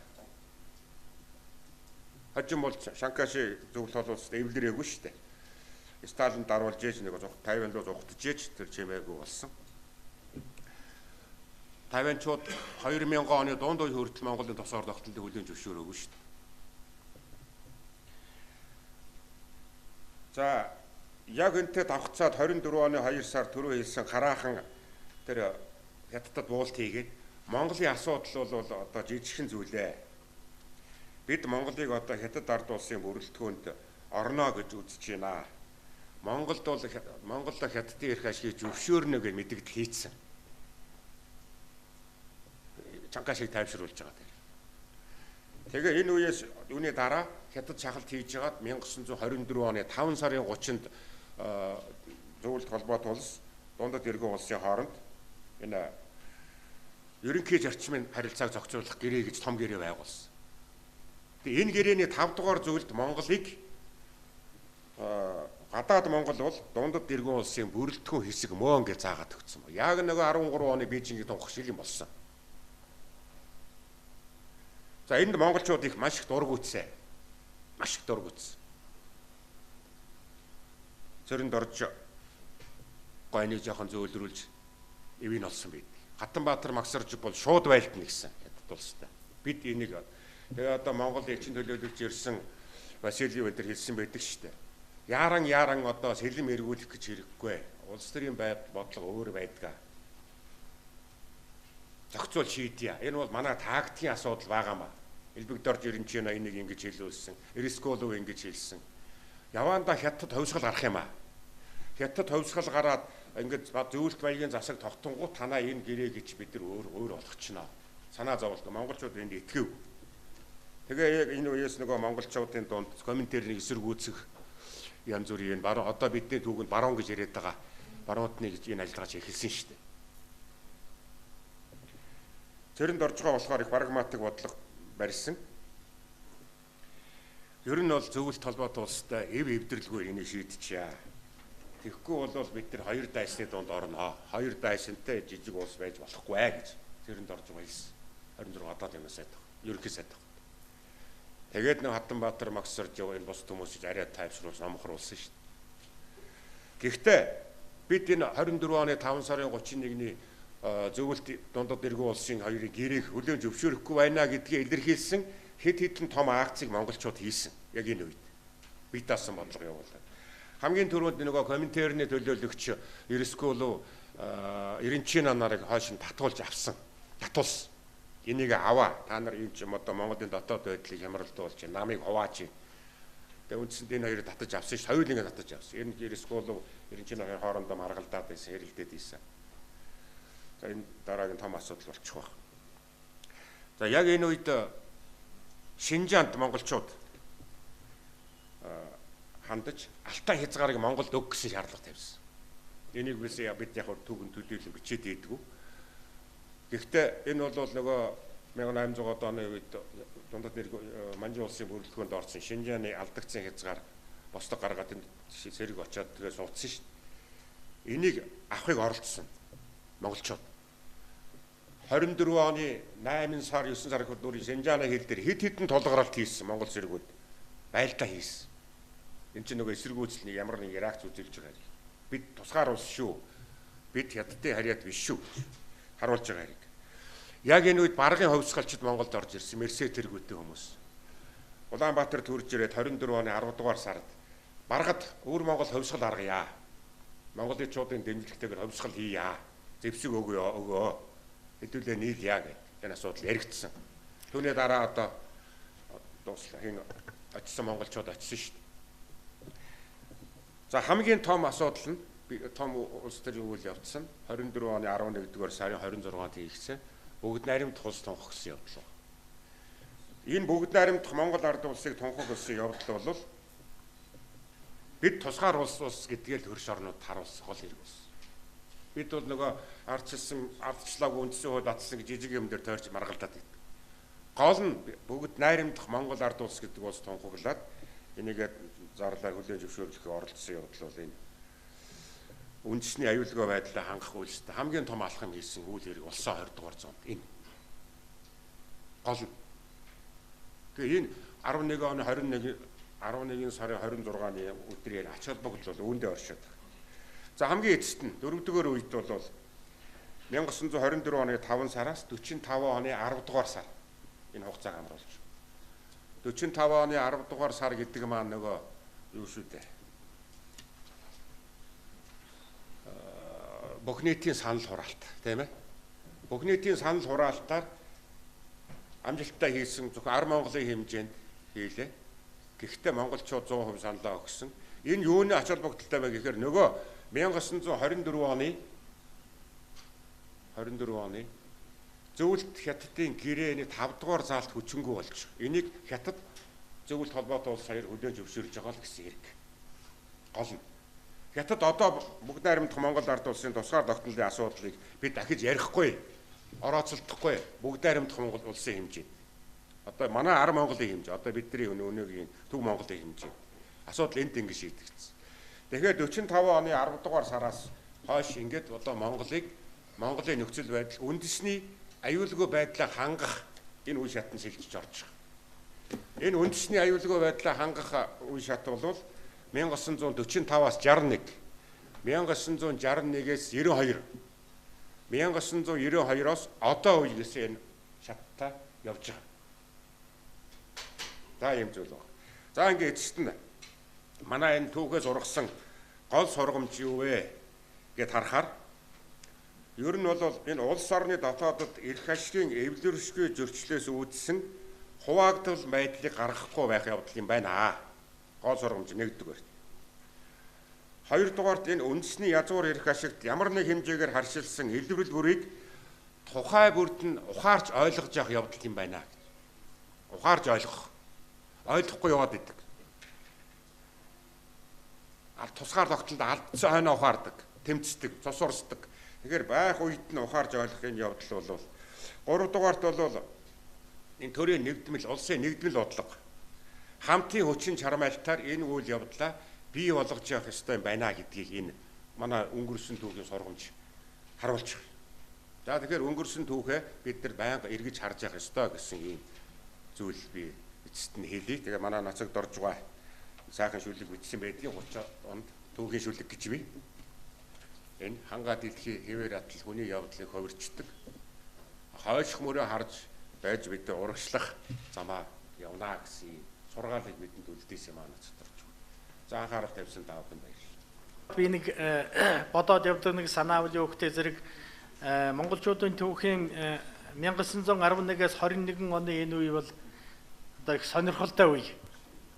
Энэ үед Монгол улс, богдхаант Монгол улс бий болж дэлхийн нийтэд одоо хүлээн зөвшөөрүүлэх гэж хүчин чармайлт авч яасан ийм цаг үе. Тэгээд энэ үед 1912 оны 11 сарын 3-нд Орос Монголын хоорондын анхны хэлэлцээр гарын үсгэлэр зурсан. Тэр хэлэлцээрийг бэлдэх гэж Оросын дипломат Иван Яковлевич Крставец Монгол улсад 9 сар болж байж манай засгийн түшимдүүдтэй одоо олон янзаар ярьж байж гэрээ хийсэн. Энэ бол яг хөө ер нь өнөөгийн энэ өндөрлгөөс эргээд харахад бол Оросын талд ашигтай л гэрээ. Гэхдээ тэр Иван Крставец гэдэг хүн бол монголчуудын хувь заяаны төлөө үргэлж санаа тавьж явсан хүн. 1933 онд Парист таалалдаг өсөлдөө 17 оны хувьсгалаас одоо дөрвөж яваад тэгтээ одоо монголчуудын талаар үргэлж сургуулж юу болж ивэл яаж ивэл энд нь одоо талархдаг болов монголчууд Иван Крставецэд хөшөө босгосон. Эрдэнэгийн өмнө одоо хөшөө бий. Бид нэгэнт Орос хүнд хөшөө босгож болсон юм чинь бид Монгол хүнд хөшөө босгох ёстой гэж би хувьдаа бодож явдгийг. Тэгээд одоо бас хөшөө босгуулах юм хүн бол Монгол улсын анхны одоо ерөнхий сайд гэж хэлж болох бах. Дотоод хэргийн сайд Гомбын Цэрэн Жимэд. Энэ хүн бол Монгол улсын одоо эрхчлөө тусгаар тогтнолын төлөө үнэн сэтгэлээсээ тэмцсэн ийм хүн. Иван Крастовицын бичсэн номон дотор манай Монголын төшмөдүүдээс хамгийн ярилцахад хүн бол Цэрэн Чимэд байсан гэж ингэж бичсэн байдаг. Яагаад өгөхтэй зэрэг мань хүний тавьж байгаа санаа бол цаанаа их даацтай. Эсэргүүцэхэд их төвөгтэй.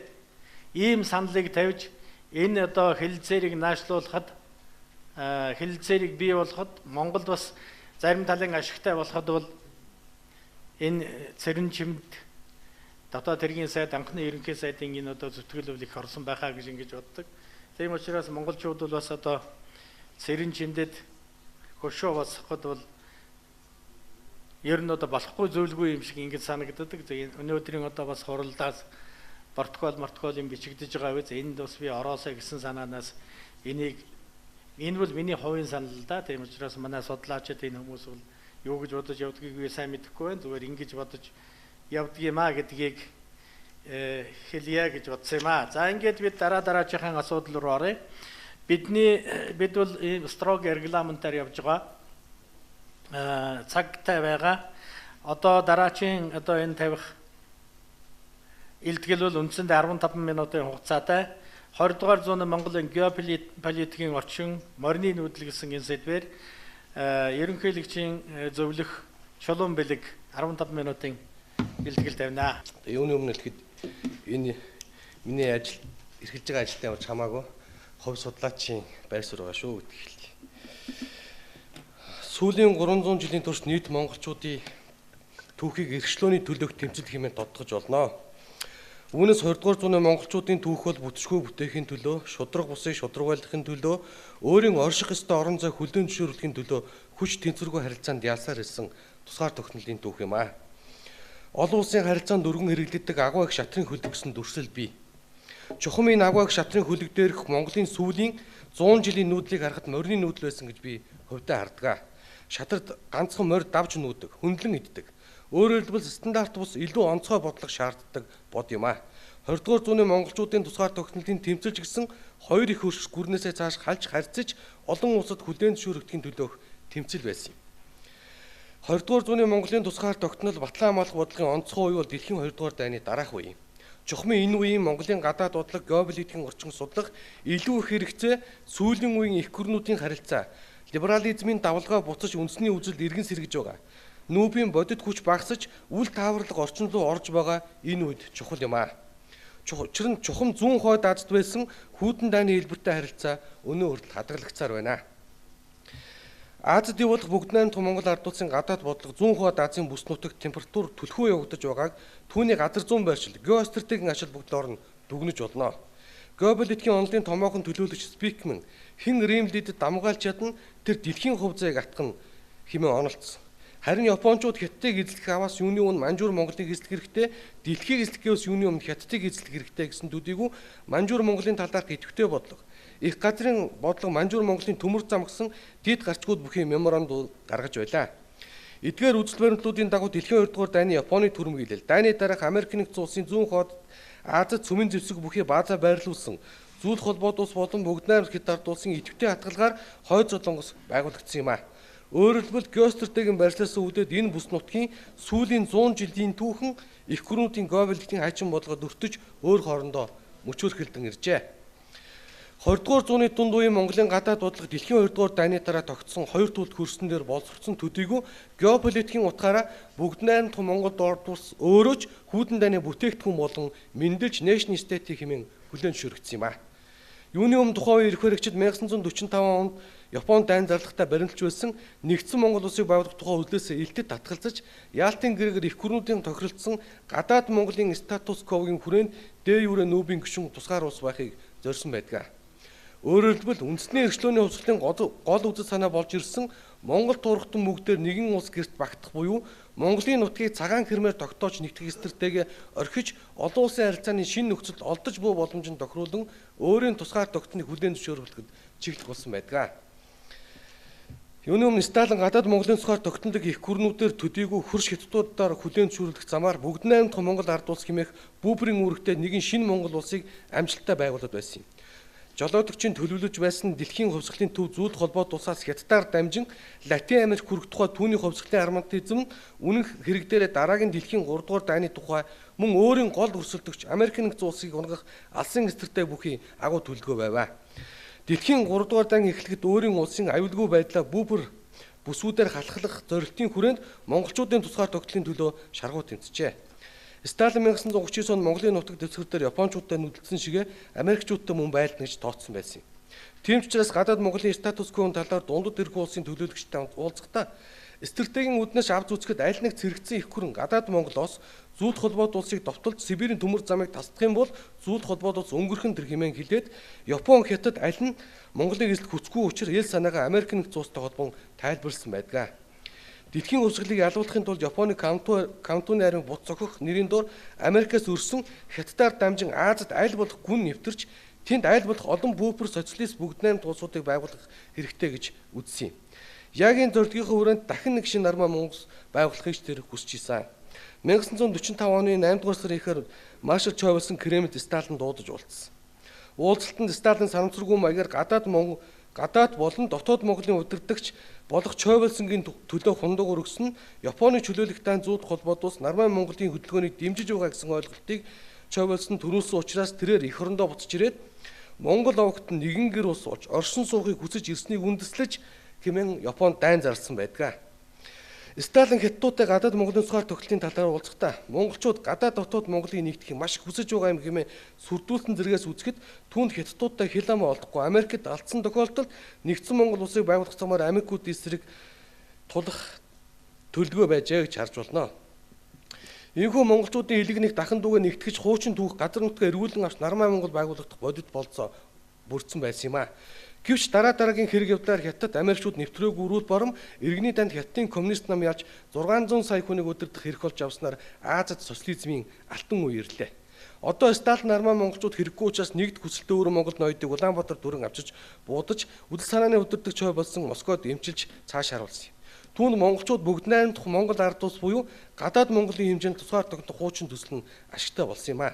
Харин дэлхийн хувьсгалын төдөө Америкчуудад тэмцэх агуу үргийг Сталин коммунист хятадуудад өрүүлж ирээдүйн дэлхийн хувьсгалын төв Хятад болно. Ахан дүүгээ залгамжлна хэмээн хэлсэн байдаг. Түүний бодит илрэл болж шинэ дай Монголын нутагт биш Солонгосын хойг, Вьетнам, Зүүн Азийн улсуудаар газар нутаг дээр дэгдсэн байдаг. 20 дугаар зууны зүүн хойд Азийн бүс нутагт үлдээсэн өөс бид нэг зүйлийг анзаарах хэрэгтэй. Энэ тухай маш их судлаач бас дурдсан байдаг. Өнөө болт маргаантай байгаа нутгуудыг дайруулан шугам татаад үзвэл нэн сонирхол гарч ирнэ. Хоккодо болон Курилийн арлууд, Солонгосын хойг, Өмнөд Хятадын тэнгисдэх жижиг арлууд эцэст нь Тайваны арлыг дайруулан хагас дугуй хэлбэрийг гарган зурж болно. Энэ хагас дугуй сүүлийн 100 гаруй жилийн турш их гүрүүд нөлөөгөө тогтоох гэж тэмцэлдэж ирсэн бөгөөд өнөөдөр улам бүрж идэвхжиж байна. Хагас дугуйд хэн ноёрхон тэр Римлэндэд ноёрох боломжтой. Энэ бол Римлэндийг байн хянаж байх төдийгүй түүнийг тойруулан бүслүүр юм а. Тиймээс Римлэндийн бүслүүрч гэж нэрлэж болно. Харин тухайн үед Евразийн их газар буюу Хертланд нөлөөгөө тогтоосон зүйд холбоот улс гаднах хавирган сар буюу далайн арлуудад нөлөөгөө тогтоосон Америк нэгдсэн улсын хооронд Римлэнд нөлөөгөө тогтоох нөлөөх тэмцэл энд эд өрнж байлаа. Бүгд найрамдах Монгол ард улсын хувьд ардын ардсан их лагерт хүргэл өрөндтэй их газраас тулахад дотоод түшиж газар байх. Тэнд Римлэндийг алдсан тохиолдолд их газрын бүпр болж хувирах гэсэн Гёбель эдхийн түүхэн үүрэг 20 дугаар зуунд турш байсан юм а. Тэгээ миний илтгэл бол үндсэндээ товчхон. Сүүлд нь зөвлөмж гарах учраас илтгэлтэй холбоотойгоор 3 санал хэлье гэж. Зүүн хойд Аз бол одоо болтол Хүйтэн дайны харилцаа хэвээр байгаа. Газар нутгийн маргаа ихтэй, эдийн засгийн бүсчилсэн нарийн бүс бий болоогүй. Хүйтэн дайны хэлбэртэй байгаа. Тэрэн дотроо зүүн хойд Аз дотроо Монгол, Хятад, Орос гэсэн нэшн статив төрийн тогтолцоо одоо болтол эвдэгдээгүй хэвээр байгаа. Энэ тохиолдолд бол энэ зүүн хойд Азад байгаа, Римлэндэд байгаа энэ хагас дугуйд хэлбэрж байгаа үйл явдал цаашд үргэлжилнэ гэж харж байна. Хоёрдугаарт нь Римлэндийн хагас дугуй хэлбэр гэж ярьж байгаа. Ялангуяа Тайваны хоолойд дэлхийн айл их гүрэн цаашид нөлөөгөө тогтоох вэ? Хин тогтоон барьж одоо засгалж явах гэдгээс хамаарат цаашдын манайгийн 100 жилийн түүхэн үйл явдал манай тусгаар тогтолцооны хувь заяа шийдэгдэнэ гэдэг нь бол илүү тодорхой харагдаж байгаа маа. Тайваны асуудал хэрхэн шийдэгдэхээс л бидний хувь заяа бол дараагийн 100 жил шийдэгдэнэ гэсэн саналтай байна. За хамгийн сүүлд нь саналаа хэлэхэд бол үндэсний эрхчлөө тусгаар төвлөрсөн цэргийн манд бас 105 жилийн ойн хүрээнд бол энэ хурлыг зохион байгуулж байгаа бүх хүмүүст бас баярлж байна. Одоо бол сая Америк Трамп сонгогдож байна. Либерализм бол үндсэндээ бол давлгаа бол буцаж байна. Улс үндэстнүүд бол илүү үндэсний үзэлтээр суурилсан, илүү nation state буюу хувийн яг өөрийн улсын төр улсынхаа бүтцээр тодорхойлсон тийм бүтц рүү бол цаашид явж байна. Ийм тохиолдолд бол зүүнхөө дааз бүхэлдээ өөрчлөгдөг тохиолдолд бид нар бол илүү морины нүүдэл бол цаашдаа илүү хэрэгтэй. Бид цаашаа харьцахын тулд илүү хүндрэлтэй учрна. Илүү бид нар Шанхайн эвсэл рүү илүү одоо бүс нутгийн хэмжээний бүтц рүү шахагдана. Энэ шахагдлаас гарч дэлхийдээ харьцахын тулд биднэрт бол цоош нь бол тийм сорилтын үе ирж байна гэж харж байна. За та бүхэнд бүгдэнд баярлалаа. Цаг ажгийн үүднээс илтгэлэн хийхэн товчлоод уншчихъя. Монгол угсаатан одоогоос 8000 жилийн тэртээ бүрэлдэж 2000 гаруй жилийн тэртээ Монгол угсаатны анхны төр улсаа байгуулж тусгаар төгөлөхийн төлөө тэмцэж улс орноо батлан хамгаалах бодлогыг тухайн цаг үедээ тохируулан барьж чадаж байсны үр дүн нь өнөөгийн Монголын тусгаар тогтол юм а. Цаг үе түүхийн урт удаан хугацаанд тусгаар тогтлын асуудал түүнтэй холбогдож улс орноо батлан хамгаалах бодлого ховсон өөрчлөгчдөр байх учир тавилантай ажээ. Монгол угсаатны хувьд өөрөөр байсангүй. Хүннүү сүмб, нярам тэргүүтэй эртний Монгол улсуудын хувьд цэрэг дипломатын гарах хослууд нь тэмцэж газар нутаг төр улсын хаан талаар төр улсын тусгаар тогтлон хамгаалж байжээ. Түүний тод жишээ нь Хүннүү гүрэн Нанкадын хан улстай байгуулсан гэрээ байлаа. Тэрл гэрээний ачаар өдгөө Монгол угсаат нь Түмэн газрын цагаан хэрмээс хойш уудам дэлгэр орон зайд оршин тогсонсоор байгаа билээ. Аливаа улс үнтэн мандал бурлын замыг туулж ирснээс Монгол угсаат нь гадуур байсангүй ажээ. Нийтийн тооллын 550-аад оноос Түрэг, Уйгар, Киргиз, Кедан нарт шахагдан төрөгдөж байсан ч монголчууд газар нутаг гал голомтон зөвсөн зүйлийн аргаар сахин хамгаалж хагас мянган жилийг дэвтрэрлэн туулж 1125 оноос хамаг Монгол улсаа төвхнүүлж 1206 онд Монголын эзэнт гүрнийхэн суурийг тавьж дэлхийн түүхийн давтнаа бос ирсэн. Монголын эзэнт гүрний бүрэлдэхүүн улсууд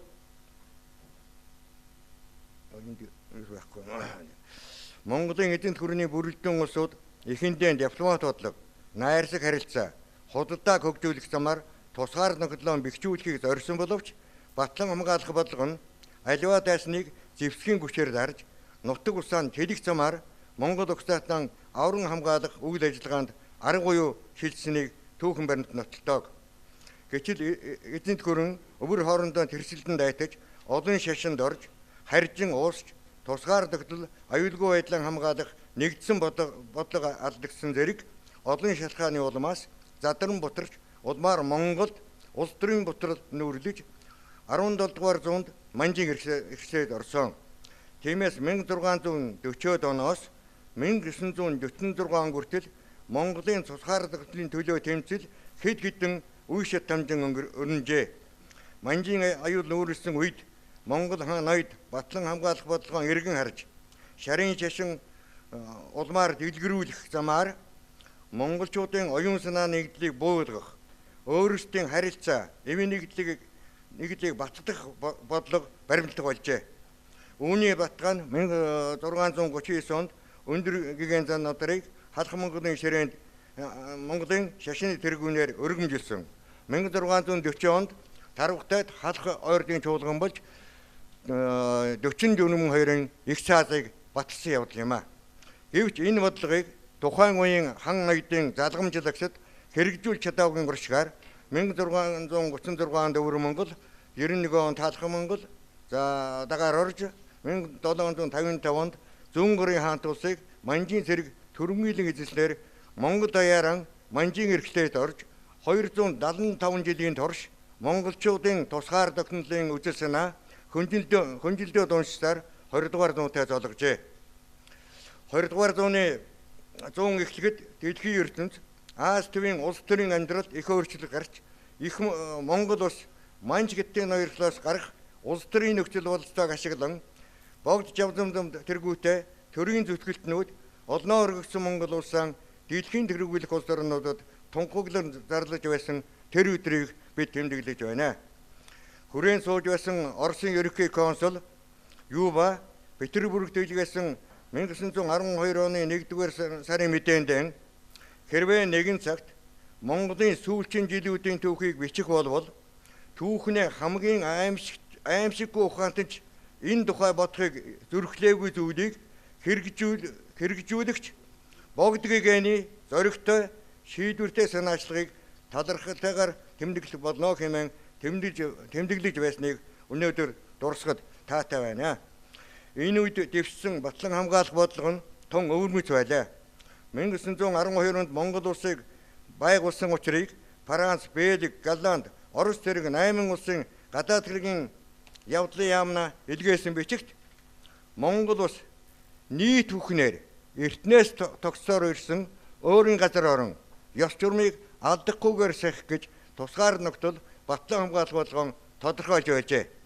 Тодруулж хэлбэл 10 Монголын дайснаас төвөрлөж улмаар өвөр Монголын хятадын дарангуулаас чөлөөж нэгдсэн Монгол улсаа сэргээн байгуулах орсон гэж томьёолж байсан боловч гадаад дотоод олон шалтгааны улмаас хэрэгжээгүйг та бүхэн мэдж байгаа.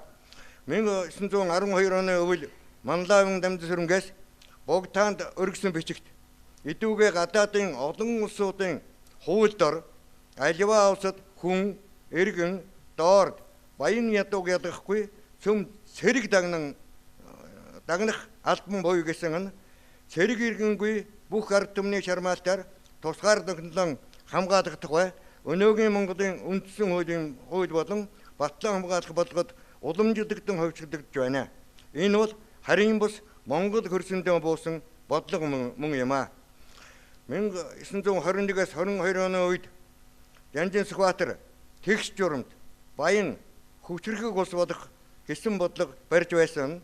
Монгол улсын хөгжил дэвшлийг батлан хамгаалах бодлоготой хэрхэн уялдуулан хэрэгжүүлэх арга замыг зааж байжээ.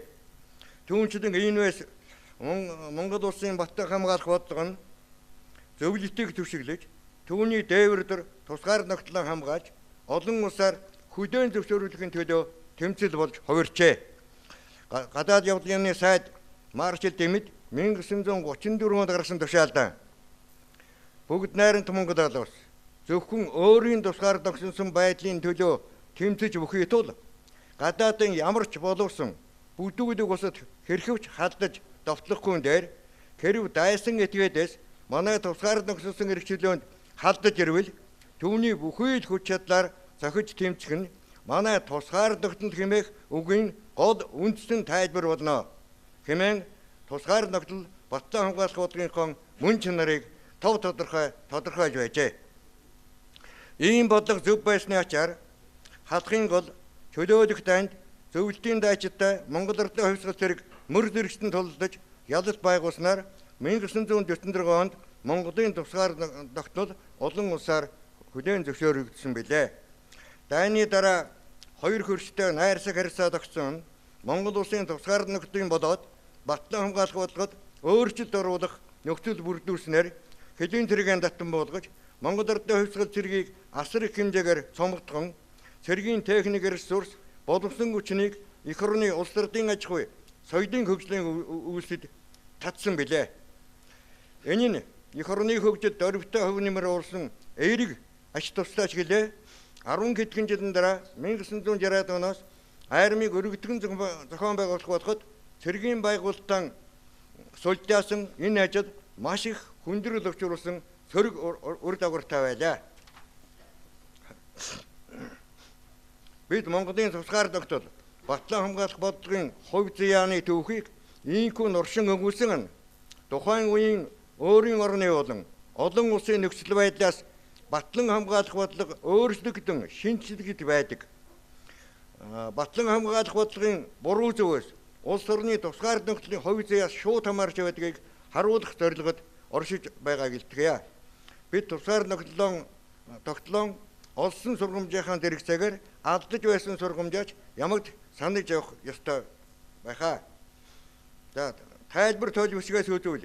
Өнөөгийн нийгмийн шинжлэх ухаанд тусгаар зохино гэдгийг өөрийн нутаг дэвсгэр бүрэн эрхэн хэрэгжүүлэх. Өөрийн засаглалаа тогтоох болон дотоодын хууль тогтоомжоо бусад улсаас хамааралгүйгээр хэрэглэх төрийн онцгой эрхийн олон улсын эрх зүйн ерөнхий зарчим гэж томьёолжээ. Энэ бол төр эрхийн онол эрх зүйн үүднээс өгсөн тодорхойлт юм а. Амьдрал дээр тусгаар тогтол юунаас эхлэх вэ гэвэл юуны өмнө газар нутаг эх орны дархан хилээс эхэлнэ. Тийм ч учраас модон шанью газар бол улсын үндэслэгээс сургасан. Миний нутгийн газар шорооноос бурхан гүйсэнж бүү гэж гадна мөшг сургасан гэдгээ. Өнөөдөр дэлхийд даяар газрын болон эдийн засгийн дайн явж байна гэхэд хэлцэхгүй баха. Монголын газар шороо уул уурхайтай холбогдсон аль нь үнэн, аль нь үл мэдэгдэх мэдээлэл, суурхал, ард түмнийг түгшээж байна. Үүний үнэн худлыг шүүж сэгцлэх нь Монголын эдийн засгийн тусгаар тохиолдлынч батлан хамгаалах багц зүйлийн хуулийг амин чухал шаардлага мөн. Албаны хүмүүсийн амнаас сонсоход батламжаа хүлээж байгаа хэдийн тухай хууль Монголын хэдийн дургаас 100 км байсныг 15 км болгон орж ирж байгаа сурагтай. Энэ худал бол үнэ уучлаарай.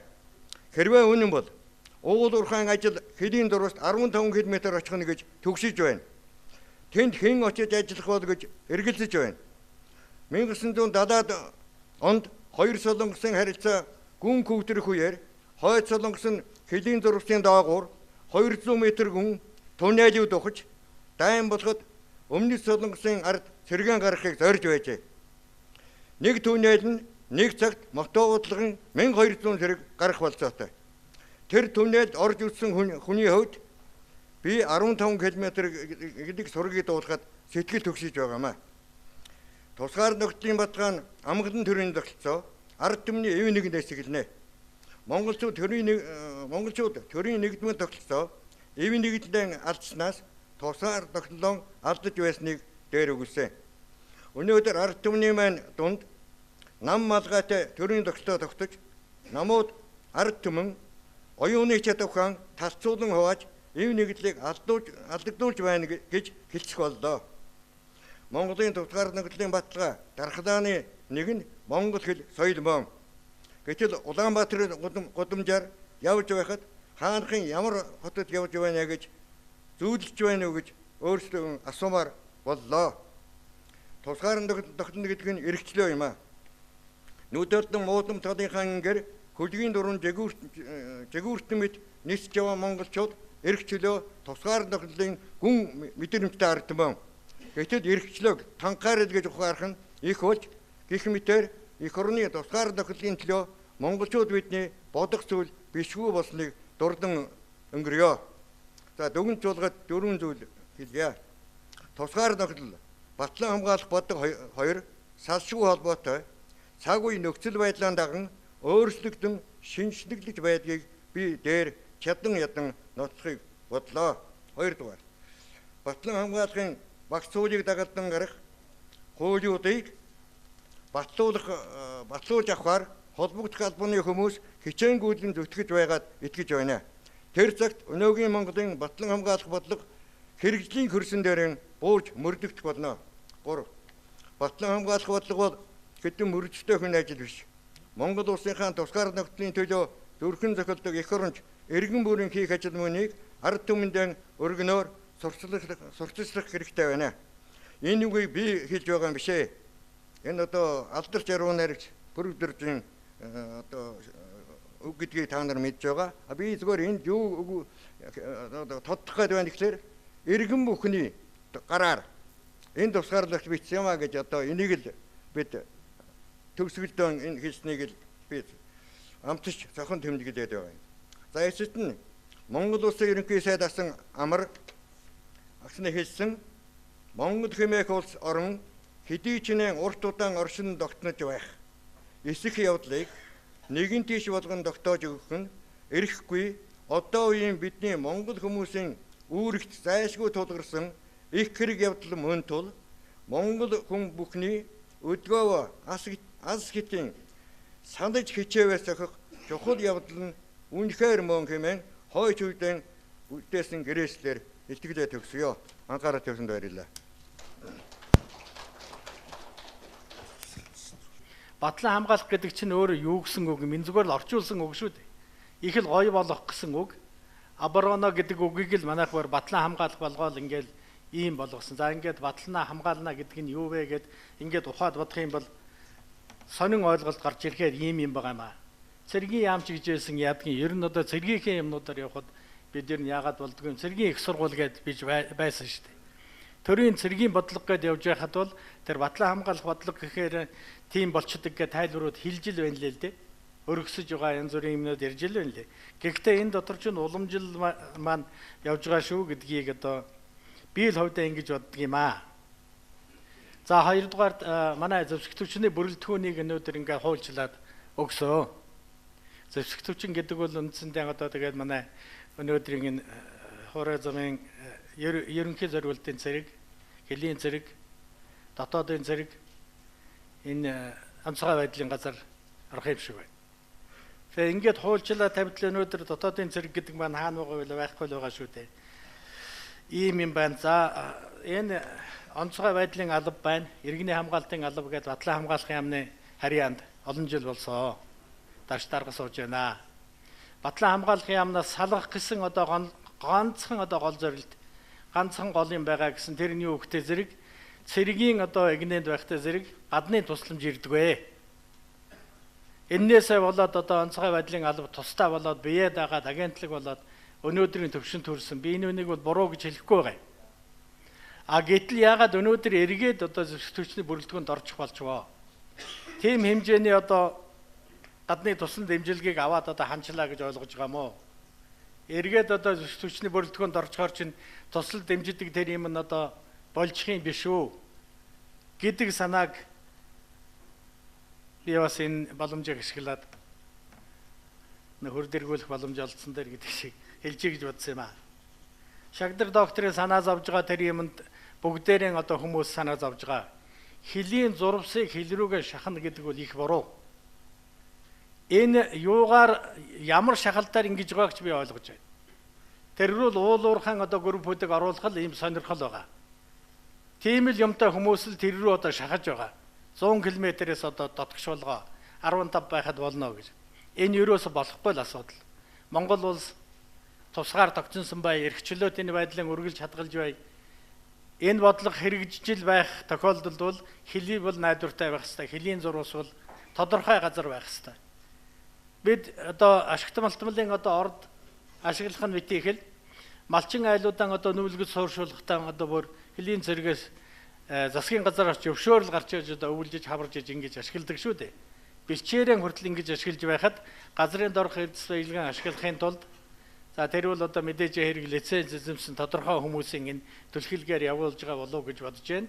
Энд манай одоо улсын их хурл автаж ийм шийдвэр гаргахгүй байхаа гэж ингэж би ховдон их найдаж байгаа.